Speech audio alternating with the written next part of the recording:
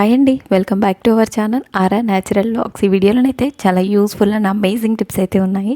వీడియోని అయితే ఎక్కడ కూడా స్కిప్ చేయకండి. చూసిన ప్రతి ఒక్కరు కూడా ఒక చిన్న లైక్ చేసి ఛానల్ అయితే సబ్స్క్రైబ్ చేయడం మర్చిపోకండి. ఎవరైనా సరే ఫస్ట్ టైం మన ఛానల్లో చూస్తున్నట్లయితే ఒక్కసారి ఛానల్కి వెళ్ళి అయితే చెక్ చేయండి. మీకు నచ్చిన కంటెంట్ ఉంది, యూజ్ అయ్యే టిప్స్ ఉన్నాయనుకుంటే రెగ్యులర్గా ఛానల్ అయితే ఫాలో చేస్తూ ఉండండి. యూట్యూబ్లోనే కాదండి, ఇన్స్టాగ్రామ్లో కూడా ఫాలో చేయండి. అక్కడ కూడా మంచి మంచి టిప్స్ అయితే షేర్ చేస్తూ ఉంటాను. నేను షేర్ చేసే ప్రతి టిప్ కూడా రియల్ లైఫ్లో వర్క్ అవుతుంది, రిజల్ట్ ఉంది అన్నప్పుడే మీతో షేర్ చేస్తాను. మీరు కూడా తప్పకుండా ట్రై చేయండి. మనం కామన్గా ప్రతి ఒక్క కర్రీలో కూడా ఆనియన్ అయితే వేస్తూ ఉంటాము. ఆనియన్ కట్ చేసిన తర్వాత ఈ ఎడ్జెస్ వేస్ట్ అని తీసి పడేస్తూ ఉంటాం కదా, పడేయకుండా వాటిని అయితే రెండు విధాలుగా రీయూజ్ చేసుకోవచ్చు. ఎప్పుడైనా సరే మనం దోశలు వేసేటప్పుడు దోశ ప్యాన్ పైన ఇలా ఆనియన్తో కనుక రబ్ చేసాము అనుకోండి, దోశలు అనేది అతుక్కోకుండా మంచిగా వస్తాయి. అలాగే మన ఇంట్లో స్విచ్ బోర్డ్స్ ఉంటాయి కదా, మనము ఆయిల్ చేతులతో జిడ్డు చేతులతో ముట్టుకోవడం వల్ల ఆ స్విచ్ బోర్డ్స్ అనేది ఇలా నల్లగా అయిపోతాయి. ఇలా ఆల్రెడీ మనకి ఉల్లిగడ్డ ఈ తొక్కల్లో తేమ అనేది ఉంటుంది కదా, ఆ తేమ అనేది ఇలా స్విచ్ బోర్డ్స్ కనుక రబ్ చేసాము అనుకోండి, స్విచ్ బోర్డ్స్ పైన ఉండే మురికి అనేది చాలా ఈజీగా పోతుంది. మనం ఎక్కువ శ్రమపడి కష్టపడాల్సిన అవసరం లేకుండా జస్ట్ వీడియోలో చూపించినట్టుగా రబ్ చేసి కనుక క్లీన్ చేసాము అనుకోండి, చాలా మంచిగానైతే క్లీన్ అయిపోతుంది.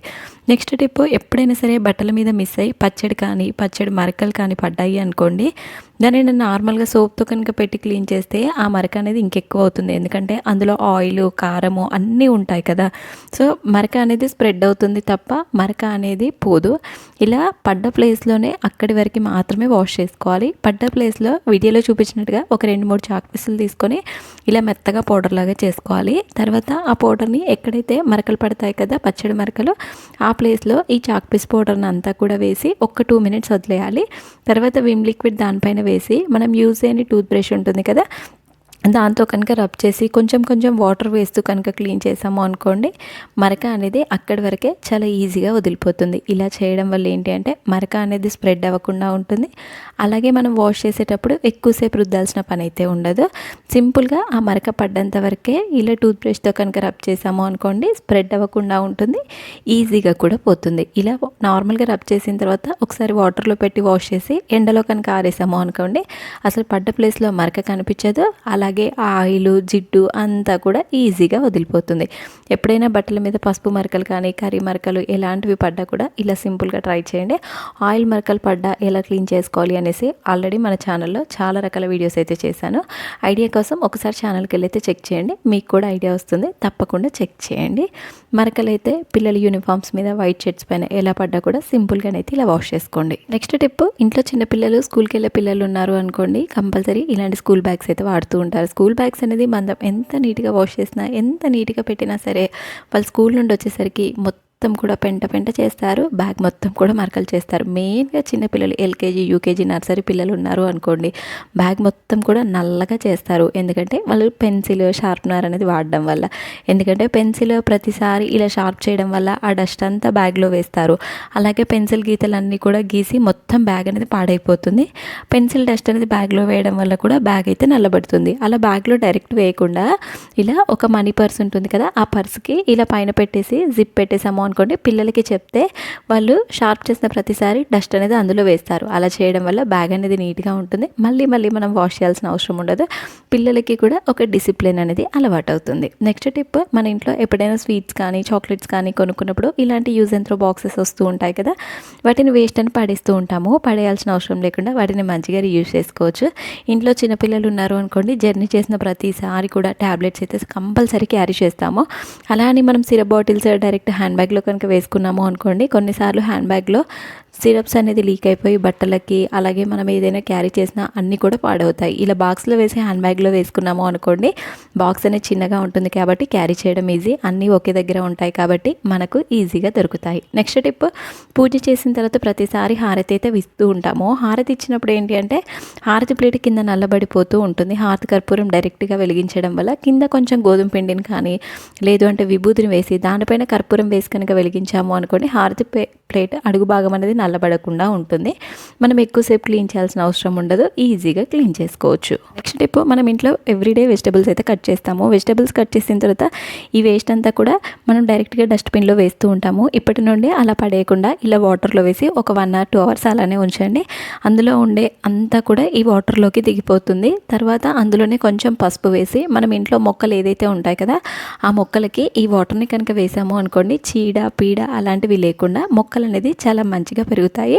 మనం ఇండోర్ ప్లాంట్స్కి బయట పెస్టిసైడ్స్ తెచ్చి వేయాల్సిన పని లేకుండా మనం ఇంట్లోనే ఇలా కూరగాయల వాటర్ కనుక రెగ్యులర్గా వేసాము అనుకోండి, ఇంట్లో ఆకులు అంటే మంచిగా అంటే పురుగు అలాంటిది పట్టకుండా చాలా మంచిగానైతే ఉంటాయి. మెయిన్గా కరివేపాకు చెట్టుకు కానీ ఓమ చెట్టుకి ఈ వాటర్ కనుక వేసాము అనుకోండి చాలా మంచిగా ఎదుగుతాయి. నెక్స్ట్ టిప్, మనము మగ్గం వర్క్ బ్లౌజెస్ అంటే కొంచెం మంచి పట్టు చీరలు అయితే మగ్గం వర్క్ బ్లౌజెస్ అయితే కామన్గా వేపించుకుంటూ ఉంటాం. ఇలా మగ్గం వర్క్ బ్లౌజెస్ అనేది మనం ఎప్పుడూ అకేషనల్గా ఏదో ఫంక్షన్స్కి మాత్రమే కట్టుకుంటూ ఉంటాం కదా. అలా డైరెక్ట్గా ఏంటి అంటే మనం కబోర్డ్లో లేకపోవడం, మనకి ఏదైతే బటన్స్ ఉంటాయి కదా ఆ బటన్స్ మనకి మొత్తం కూడా వాటికి చిలుము అంటే జంగ్ అనేది వచ్చేస్తుంది. సో బ్లౌజ్కి మొత్తం కూడా ఆ కలర్ అనేది అంటేసి బ్లౌజ్ మొత్తం కూడా పాడయ్యే ఛాన్సెస్ అయితే ఎక్కువగా ఉంటాయి. మెయిన్గా white colour cream colour blouses అయితే మొత్తం కూడా కనిపిస్తాయి. కలర్ బ్లౌజెస్ అయితే కొంచెం కనిపించవు. మెయిన్గా వైట్ కలర్ బ్లౌజెస్ అయితే బ్లౌజ్ అంతా పాడైపోతుంది. ఈవెన్ మనం వాష్ చేసినా ఆ మరకలు అయితే పోవు. అలా మరకలు పడకుండా ఉండాలి అంటే మనం కబోర్డ్లో కానీ బీరువాలో కానీ పెట్టడానికి ముందు ఇలా ప్లాస్టర్ వేసేసి ఫోల్డ్ చేసి పెట్టాము అనుకోండి, మరకలు అయితే పడకుండా ఉంటాయి. లైక్ అంటే జంగు చిలుము అలాంటివి రాకుండా ఉంటాయి. తర్వాత కట్టుకున్నప్పుడు రిమూవ్ చేసి మళ్ళీ నెక్స్ట్ టైం కబోర్డ్లో పెట్టే ముందు ఇలా ప్లాస్టర్ వేసి పెడితే బ్లౌజ్ ఎన్ని రోజులు ఉన్నా సరే మనం తీయకపోయినా సరే పాడవకుండా మరకలు పడకుండానైతే ఉంటుంది. నెక్స్ట్ టిప్, చాలామంది ఈ రోజుల్లో ఎలుకలు అంటే ఇంట్లో ఎలుకలు ఎక్కువగా తిరుగుతున్నాయని బాధపడుతూ ఉండే వాళ్ళు ఉంటారు కదా.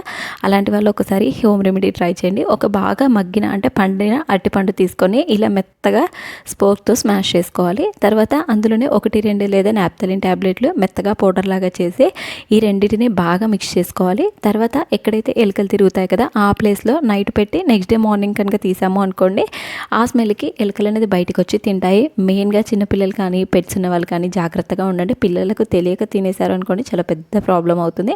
అందుకే వాళ్ళు పడుకున్నాక పెట్టి వాళ్ళు లేవడానికి ముందే దీన్ని అయితే రిమూవ్ చేసుకోండి. ఈ హోమ్ రెమెడీ ట్రై చేయండి, రిజల్ట్ అయితే ఉంటుంది.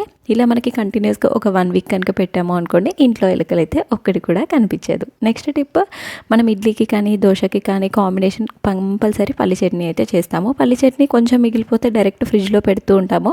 అలా ఫ్రిడ్జ్లో పెట్టడం వల్ల మొత్తం కూడా చల్లబడిపోతుంది. నెక్స్ట్ డే మార్నింగ్ తినాలి అంటే మళ్ళీ దాన్ని రీహీట్ కనుక చేసాము అనుకోండి టేస్ట్ అనేది పోతుంది, అలాగే మాడిపోతుంది.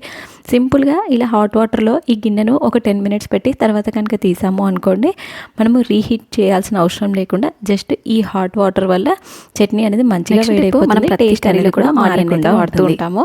ఆనియన్స్ ఏంటంటే మనం ఎప్పుడు తెచ్చుకున్నా కూడా 2 kgs 3 kgs అలా క్వాంటిటీ అయితే తెచ్చుకుంటూ ఉంటాము. ఆనియన్స్ అనేది ఎక్కువ రోజులు పాడవకుండా మొలకలు రాకుండా ఉండాలి, ఒకదానికొకటి తగిలి కుళ్ళిపోకుండా ఉండాలి అంటే ఎప్పుడైనా సరే ఇలా గాలి తగిలే బుట్టలోనైతే వేసుకోవాలి. తర్వాత అందులో మధ్యలో న్యూస్ పేపర్ని అయితే పెట్టుకోవాలి. ఇలా న్యూస్ పేపర్ని పెట్టడం వల్ల ఒక ఆనియన్ ఏదైనా పాడైపోయినా సరే వేరే ఆనియన్కి తగలకుండా ఉంటుంది. అలాగే తగిలినా సరే ఈ న్యూస్ పేపర్ మధ్యలో తేమను అనేది పీల్చేస్తుంది. దానివల్ల వేరే ఆనియన్ అనేది పాడవకుండా ఉంటుంది. అలాగే ఒక కొబ్బరి చిప్పని కనుక పెట్టాము అనుకోండి, మొలకలు అయితే రాకుండా ఉంటాయి. ఇలా చేయడం వల్ల మనకి ఎక్కువ రోజుల వరకు ఉల్లిగడ్డ అనేది పాడవకుండా ఫ్రెష్గానైతే ఉంటాయి. నెక్స్ట్ టిప్, మనందరి ఇళ్ళలో కూడా బౌల్స్ క్లీన్ చేయడానికి ఇలాంటి విమ్ సోప్స్ అయితే వాడుతూ ఉంటాము. విమ్ సోప్స్ అనేది ఇలా డైరెక్ట్గా బాక్స్లో వేయడం వల్ల ఏంటి అంటే బాక్స్కి కింద వాటర్ పోవడానికి ఎలాంటి హోల్స్ అనేది ఉండవు. సో సబ్బు అనేది త్వరగా నానిపోతుంది. మనకి 1 week 10 days రావాల్సిన సోప్ కాస్త విమ్ సోప్ అనేది చాలా త్వరగా నానిపోతుంది. సో 2-3 daysలోనే సబ్బు అంతా నానిపోయి వాటర్ లాగా వచ్చేస్తూ ఉంటుంది. అలా నానిపోకుండా ఉండాలి అంటే సబ్బు అనేది డైరెక్ట్ బాక్స్లో వేయకుండా ఇలా ఒక 2 water caps పెట్టేసి పైన సోప్ని కనుక పెట్టాము అనుకోండి, ఎక్సెస్ వాటర్ ఏదైనా పడ్డా సరే ఆల్రెడీ బేస్ అనేది ఉండడం వల్ల కిందికి అనేది వెళ్ళిపోతాయి. మనం వాష్ చేయడం అయిపోయిన తర్వాత ఆ వాటర్ని రిమూవ్ చేసి కనుక పెట్టాము అనుకోండి చాలా రోజుల వరకు అయితే వస్తుంది, కరిగిపోకుండా ఉంటుంది. నెక్స్ట్ టిప్, ఈ రోజుల్లో అందరి ఇళ్ళలో కూడా కామన్గా వాషింగ్ మెషిన్ అయితే వాడుతూ ఉంటారు. వాషింగ్ మెషిన్లో వాడడం ఈజీనే, అందులో వేసే లిక్విడ్ అనేది చాలా కాస్ట్లీ ఉంటుంది. మనము ఎవ్రీడే యూస్ చేసాము అనుకోండి 15 to 20 daysకో ప్యాకెట్ అనేది అయిపోతూ ఉంటుంది.